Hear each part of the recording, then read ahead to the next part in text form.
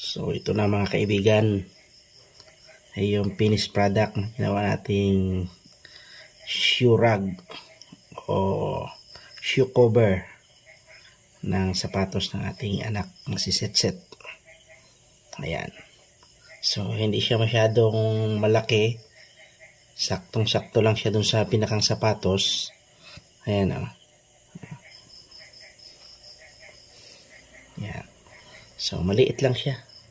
Ganda siya tingnan o. Saktong-sakto lang o. Ayan. Yung iba kasi yung nabibili sa mga tindahan, napakalalaki. Halos matabunan na yung sapatos. So maganda to. Hanggang dito lang talaga siya sa sapatos. Ayan. Pwede pa nga mas mababa yan eh. Yan yung ating finished product na ginawa natin.